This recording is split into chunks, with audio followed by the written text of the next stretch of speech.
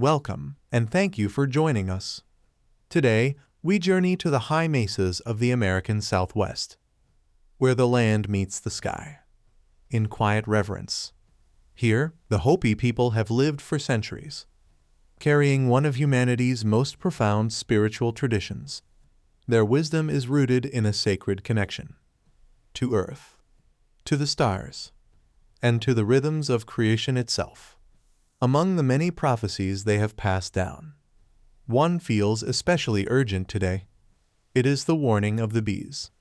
When the bees disappear, say the elders, the air will grow still, the flowers will fade, and the song of life will cease. Then will come the silence before the great purification. It may sound poetic, but this truth runs deep. The smallest beings hold the greatest weight. For the Hopi, bees are not just insects. They are sacred messengers, signs of balance, or of a world falling out of harmony. So as we begin, let us listen with more than just ears. Let us listen with the heart. In Hopi cosmology, every being has a purpose. Nothing exists by accident. Everything is part of the sacred design. Bees, in this vision, are far more than insects. They are keepers of balance between plants, animals, and humans. They pollinate not only flowers, but prayers. They carry the sacred breath of life from one blossom to the next. Their buzzing is not noise. It is a song, a vibration of fertility, a hymn of movement and connection. Where bees thrive, the earth is alive. The land breathes. The people are nourished. Their synchronized work, their loyalty to the hive, mirrors the Hopi ideal, a community living in harmony with nature.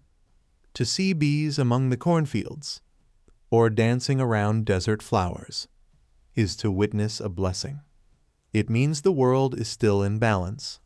But when the bees vanish, the silence they leave behind is more than ecological. It is spiritual. An alarm bell, a warning that the sacred cycle is breaking, and that the earth is calling us to restore what has been lost.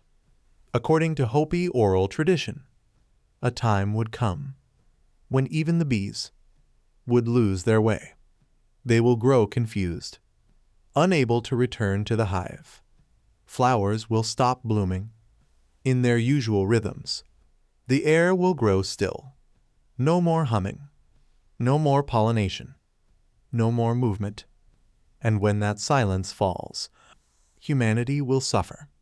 Famine, sickness, and a deep crisis of the spirit. But this silence is not just ecological. It is spiritual. It means humanity has stopped listening, stopped honoring the earth. The song of life, once vibrant and shared, is being drowned out by machines, screens, and noise without meaning. The Hopi call this coming silence the final warning. It is the stillness before purification, a great cleansing that will sweep across the earth. It will not be out of anger, but out of necessity, to remove imbalance, to wash away greed, to open blinded hearts, and restore sacred vision. The bees are speaking. Or perhaps they are going quiet, so we finally notice what we've lost. In a remarkable convergence of ancient prophecy and modern science, a global alarm is sounding. The bees are disappearing. In the United States alone, bee populations have declined by over 40% in just 2 decades. Colony collapse disorder, or CCD, has devastated hives. Bees abandon their queens. They fail to return. Entire colonies vanish without a trace. Pesticides, especially neonicotinoids, weaken their immune systems and disrupt their ability to navigate. Climate change shifts the blooming cycles of plants, leaving bees hungry and disoriented. Each factor alone is troubling. Together, they point to something far deeper, a systemic unraveling of the delicate web that sustains life on Earth. To the Hopi, this isn't new knowledge. It's prophecy, fulfilled. They warned that when the bees disappear, the air would grow still, and that stillness, the silence of pollinators, would mark the beginning of Earth's purification. The signs are here. The silence is falling. And now, we must ask, will we continue down this path, or will we begin to listen? In Hopi tradition, animals and insects are not random creatures. They are messengers from the spirit world. Their movements, their silences, their disappearances, all mean something. They reflect the mood of the earth, the health of the spirit world, and the harmony, or imbalance, between humans and nature. So when bees begin to vanish, it is not a mystery. It is a message, a direct result of human choices. The pollution of air, water, and soil, the overuse of chemicals and machines, the breaking of natural rhythms, seasons, blooming, migrations, and perhaps most of all, the loss of reverence, the forgetting that all life is sacred. The prophecy warns, when humans no longer honor the small will leave, and when they do, larger systems begin to fall. The bees are not simply dying, they are retreating, because the earth is no longer a sanctuary, but a place of suffering. Their flight is a signal and a chance to remember, before the collapse becomes complete. The buzzing of bees is more than biology. It is the vibrational song of the earth. To the Hopi, this hum is sacred. Bees sing in harmony with the seasons, with the winds, with the rains, with the quiet turning of the sun. Their sound resonates with the songs of prayer and the rhythm of sacred dances. Their flight mirrors the sun's journey across the sky, east to west, light to shadow, life to renewal. When that hum disappears, the earth itself begins to fall out of tune. Many Hopi elders speak of a great forgetting among modern humans, a forgetting of rhythm, of ceremony, of natural beauty. We have become disconnected from the land, from the breath of the trees, from the wisdom of the animals. The disappearance of bees is not just an ecological crisis. It is a spiritual mirror. It reflects the silence we have allowed to grow within ourselves. And it asks, will we remember the song before it fades completely? For the Hopi people, corn is life. It is not just food. It is a spiritual gift, a living symbol of the earth's generosity and the Creator's design. Every planting, every harvest, every prayer is tied to the life of corn. And bees, the sacred pollinators, make that life possible. But now the bees are vanishing, and with them, so is the corn. Yields are falling. The sacred planting cycles no longer align with the seasons. Ceremonial traditions, rooted in harvest and offering, are being strained, interrupted, weakened. For the Hopi, this isn't just agricultural loss. It is a spiritual rupture, a sign that the sacred agreements between humans and the earth are breaking down. The bees were the keepers of balance. Now their silence echoes through the cornfields, through the ceremonies, through the hearts of the people. This prophecy, spoken long ago, was never just about bees. It was about the sacred web that ties all life together. And now, that web is unraveling.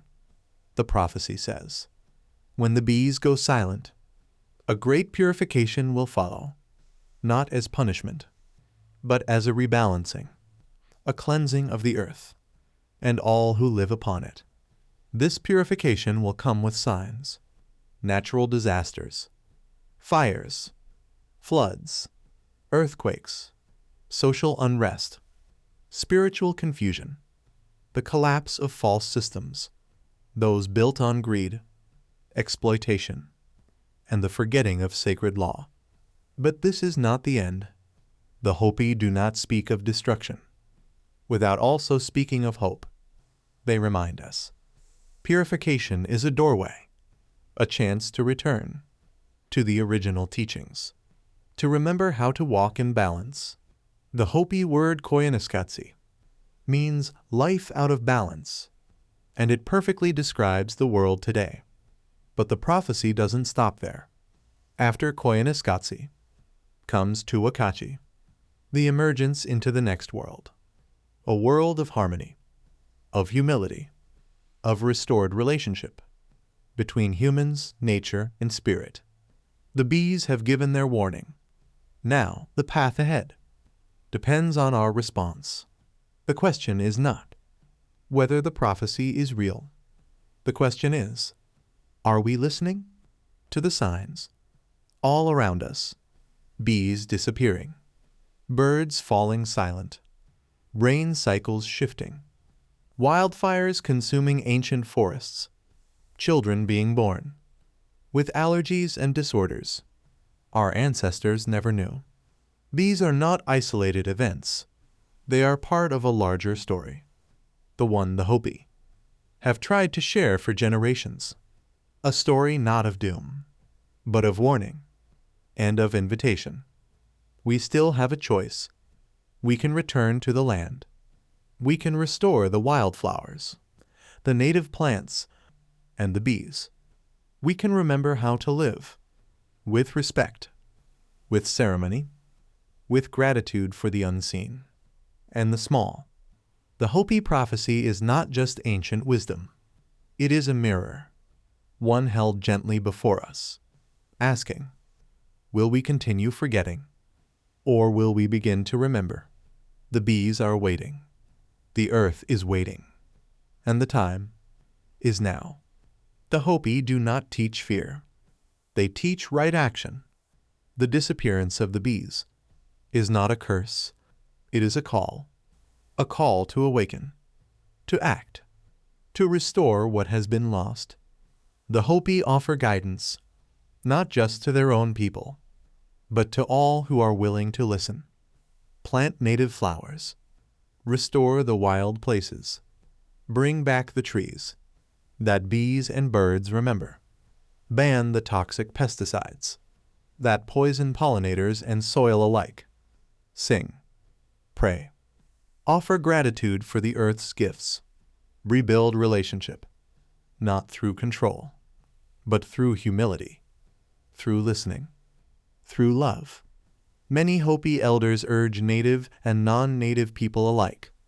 Relearn the sacred way of living with the land, because without that relationship, without that respect, the purification will not be gentle. But with it, there is hope. Hope for the bees, hope for the corn, hope for the next world waiting to emerge. The time for action is now, and the earth is watching. The prophecy of the bees is not just about the insects. It is about us.